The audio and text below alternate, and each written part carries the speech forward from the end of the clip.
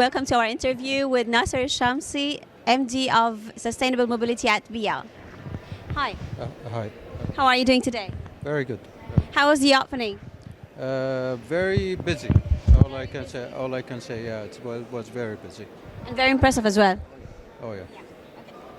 First of all, I would like to ask you about the electric light commercial vehicles. Are we going to see any ELCVs in the streets soon, or even the trucks? When you look at BIA as a group, BIA is at the forefront of identifying different opportunities, facilitating the development of green mobility solutions around the MENA. A few years ago, back in 2017, BIA had placed the largest order of, at least the largest and the only order of the Tesla semi-trucks in the Middle East. Now this shows our commitment towards sustainable mobility. When it comes to light duty or light commercial vehicles, yes, it is in our plans. Definitely you will be seeing them on the roads for different activities within the BIA group. I mean, if you look at BIA's fleet, they are composed of around more than 2,000 vehicles around 3 different countries. The UAE, Saudi Arabia, and Egypt, and a very large fleet that operates in this segment, the light-duty commercial vehicles. We have a very large fleet that are currently operating, which we are in the study. I wouldn't say the process, but we are considering converting or electrifying a large portions of them. Interesting. Is there any time frame? I cannot tell you exactly the time, but this is we as operators of fleet, we partner with many manufacturers to deploy such type of vehicles, and when you look at the availability of such vehicles, at least designed specifically for the region, we don't have many options. So we are in a way working closely with manufacturers. The moment they start introducing such type of vehicles, this is when we will start deploying these vehicles. Their part, which is basically removing taxes and maybe adding some sort of credits to customer, but it's a whole ecosystem that we rely on. You look at financial institutions, banking, you have insurance companies, you have the regulators as well. So it's a whole ecosystem. It's not only the government that we should look at. The infrastructure plays a big role in adoption of eco-friendly vehicles. So how is the e-mobility going to change the landscape in the UAE? At least let me talk about what BIA is doing. In 2017, we have started ION, which is basically a JV between BIA and Crescent Enterprises, which focuses primarily on sustainable mobility offering and solutions as well. We are enablers. We took the lead in deploying ultra-rapid chargers for electric vehicles. We launched the first fleet of Tesla vehicles on platforms such as Careem and Uber as well. And we also deployed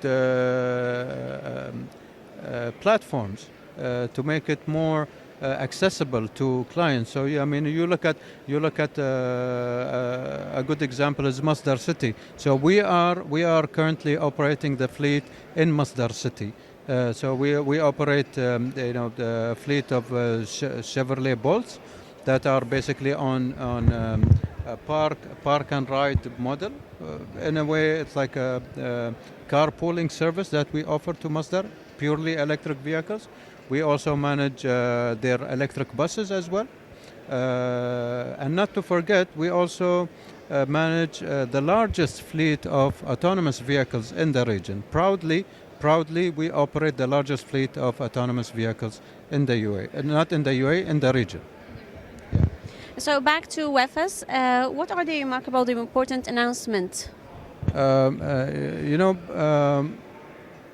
What we will announce is basically the celebration, and we will build on the success of the previous years. So at WEFAS, we are mainly focusing on showcasing our solutions. In terms of challenges to the e-vehicles, you spoke about the subsidies of the ecosystem, the complete ecosystem. Are there any other challenges that we are facing in the region? Let's break it down. So we look at electric vehicles, but also we look at a step ahead, like autonomous vehicles, for example. Autonomous vehicles, many authorities still don't believe in autonomous vehicles. People, entities, are used to having someone behind the wheel. But when you look at statistics,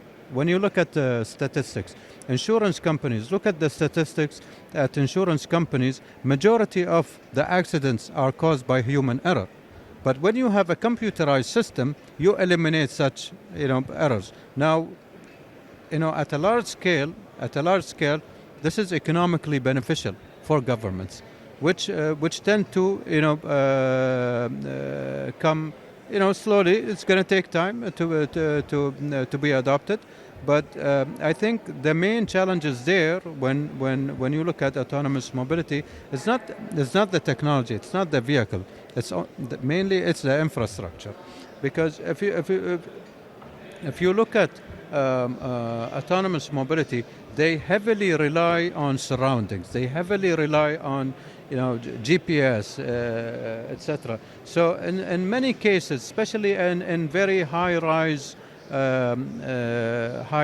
areas, like take an example, Dubai Marina as an example. There are very high-rise buildings there, and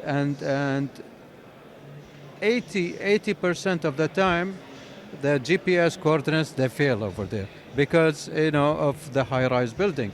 And what happens to autonomous vehicles? They tend to not to move because they cannot locate themselves. The systems, they want to look at the location of the vehicle. Okay, where is the vehicle? It's the building, the high-rise building is blocking the GPS, etc. So it becomes a bit challenging there. Therefore, what we proudly again we have launched in October of 2021 during GITEX, we have launched the first autonomous shuttle to be part of the public transit system on a public road. So it wasn't in a controlled area. No, it was purely part of the public road as part of the traffic, etc. And that's when we faced a lot of challenges. But again, using our expertise, we've upgraded all. We call them GPS amplifiers. So we had to, amplify the GPS signals, coordinates, etc., to ensure that the shuttle would localize itself accurately.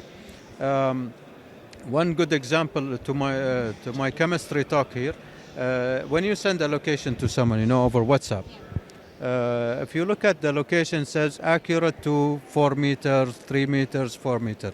But when you have an autonomous shuttle, you cannot risk having 4 meters and 3 meters, because a 4 meter, you could be walking over there and the shuttle is driving this side, and it could cause an accident. Therefore, we have to upgrade this type of technology to make the accuracy up to 0.1 centimeters. Thank you, Mr. Nasir. You're welcome.